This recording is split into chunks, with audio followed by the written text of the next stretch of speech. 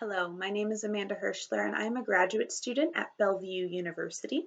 I'd like to speak with you today about my final paper for my Comparative Intelligence Cultures class. This paper focused on the obstacles for intelligence agencies.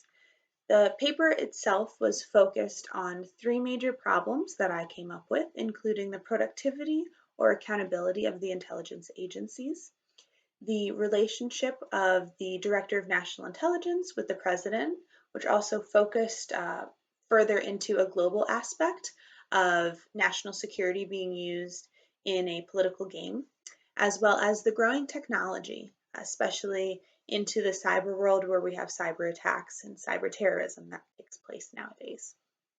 So when I was going about the research for this paper, I started to kind of get a base reading for what these obstacles could be. This involved me looking into what a major issue is in most organizations, and that is productivity, communication. That's where I came up with kind of that type of problem and that type of situation. From there, I looked further into what that global reach would be. I found that there is a lot of politicization of in the intelligence agencies and national security issues, especially in places like Germany and Croatia, where they have been able to combat that, but that'll be a little bit later on in my presentation.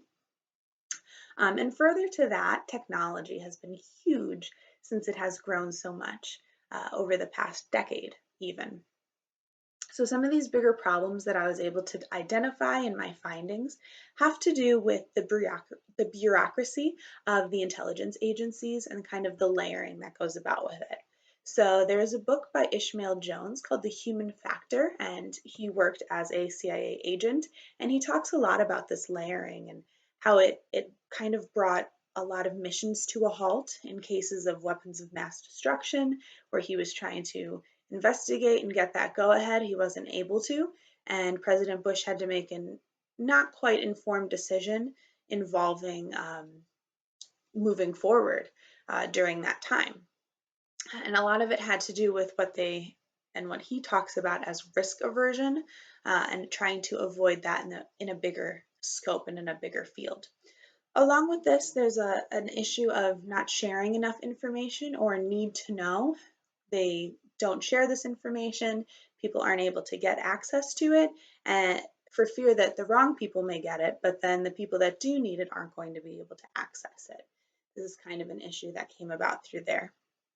Moving into the field of politicization, we see that Hendrik Hedgeman is talking about Germany and how the citizens question whether or not it's appropriate for them to be discussing this in government matters of national security and bringing it more into the political field because it's the national security that should be most important, they argue.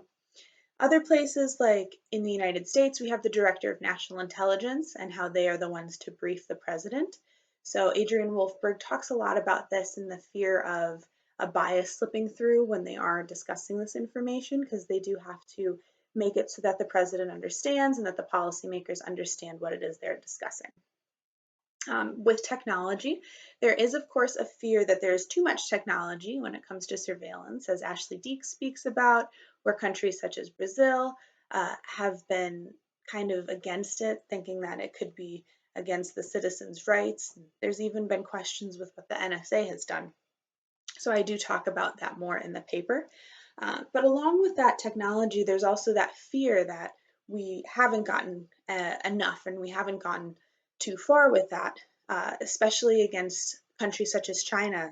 Nigel Inkster talks about how China is really focused on where there's cyber attacks towards other countries such as Canada, the United States, and to beware of that, and not even just the countries, but enterprises and organizations themselves. So some of the solutions and prescriptions that I started to come up with and I started to find had to do with not only protecting the agents in the field, but protecting contractors in the field who are gathering open source intelligence or other kinds of intelligence, which Victoria Muth talks about, and kind of changing and restructuring that organization.